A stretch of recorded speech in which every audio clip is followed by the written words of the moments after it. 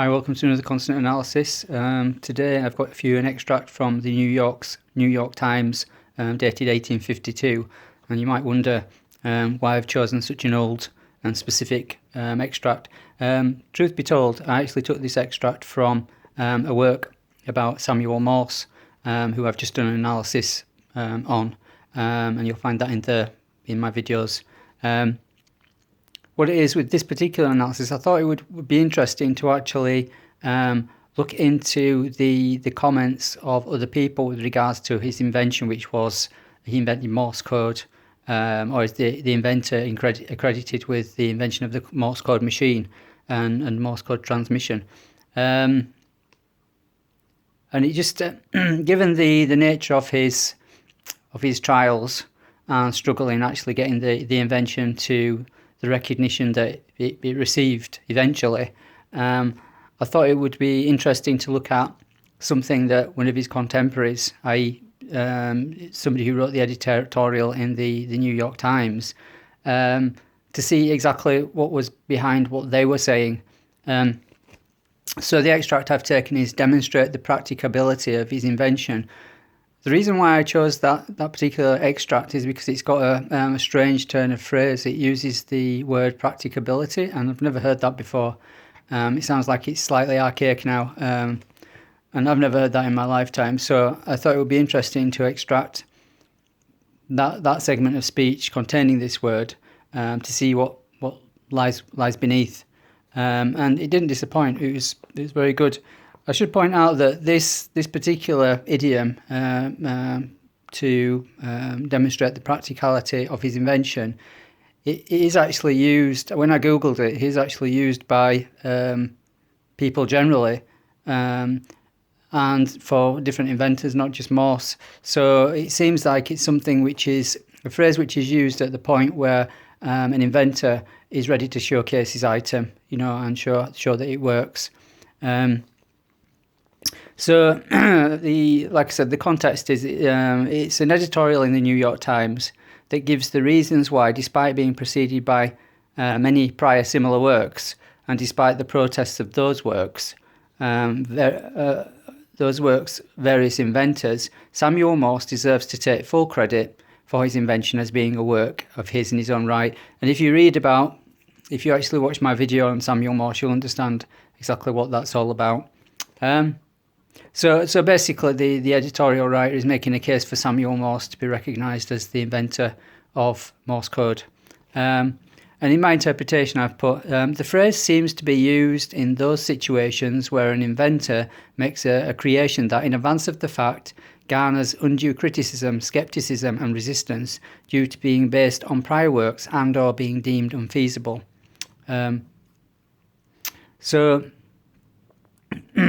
Going on to the comments. Number one, idiom. As I've mentioned, this appears to be an idiomatic phrase because it occurs, like I said, it seems to be used for several people at the same time, in the same instance. This appears to be an idiomatic phrase as on searching for it on Google, it appears with reference to inventors other than Morse. Take, for example, Edison, who gained notoriety for stealing other people's inventions. And point two, themes in this particular report. I pulled out themes, and the themes seem to encapsulate the life of an inventor as one that is filled with all manner of extremes and everything in between. Whoever uses the idiom under study must surely be aware of the life that an inventor has, in order to bring about some benefit to himself and ultimately humanity. The themes taken from the forwards analysis, while seeming to be less involved and more summary than those from the reverse analysis, are essentially identical in content to those themes extracted from those of the reverse. So in the forward analysis, which is where I extract the consonants, and I look at them in the order they normally come, there's not as many keywords or themes to pull out, whereas with the reverse analysis, where I pull out the consonants and I reverse them and then read them one by one, there does seem to be a lot more meaty information there. So with regards to the themes for the forwards analysis, I've split them up into inventor, audience, and opponents. So for inventor, I've got delight, demonstration, despondence, devotion, excellence, fastidiousness, fruition, imitation, prattling, recognition, uneasiness, and weariness. And that really does encapsulate, from what I read of Morse anyway, and what I know of inventors generally, and including myself, because I've invented consonant analysis. Yeah, it's a real roller coaster of a ride. And you go through everything, you get involved with everybody, and you go through everything. And you've got opposites and everything in between there. So that's what actually came out in this phrase. So it's very apt, or very appropriate, or very wise that this phrase is used to sort of like put on the top of an inventor when he's finally done everything, and he's now about to show the world what he's got. Themes 2, audience, awarding, infatuation, rejection, tolerance, weariness. Again, you can expect to get all sorts of things from audiences, everything ranging from love, extreme love, to weariness and rejection. And themes 3, opponents, as you would expect. The opponents of the idea is annoyance, chasing, crushing, defeat, and enmity. With regards to themes for the backwards analysis, these are a bit more involved. There's more of them. So again, I've broken them down into 3 areas: inventor, sponsors, and opponents.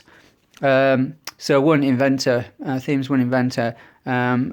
We've got achievement, anger, annoyance, collapse, confusion, demonstration, depreciation, embarrassment, excellence, exhilaration, fatigue, honour, hunger, loss, pride, profitability, regret, resilience, unrest, and worry. Themes 2 for the sponsors, we've got agreement, enjoyment, and themes 3 for the opponents, we've got anger, ambush, attack, censure, collusion, denigration, incapacitation, mockery, ostracization, spelled with a Z here, prejudice, provocation, undermining, and vilification. So it's not very good, the opponents.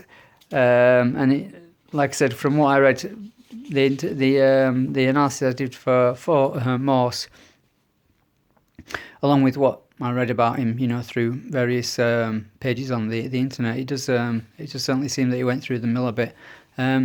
So yeah, that's a phrase which seems to be used frequently with inventors. Demonstrate the practicability of his invention. It's got a weird word in there, practicability, and it was applied by an editorial writer in the New York Times on September the 14th, 1852, to Samuel Morse with regards to his new invention, which it died. It died about 160 years later. So hope you liked the analysis. If you did, please remember to like, share, and subscribe. And I look forward to seeing you in the next one.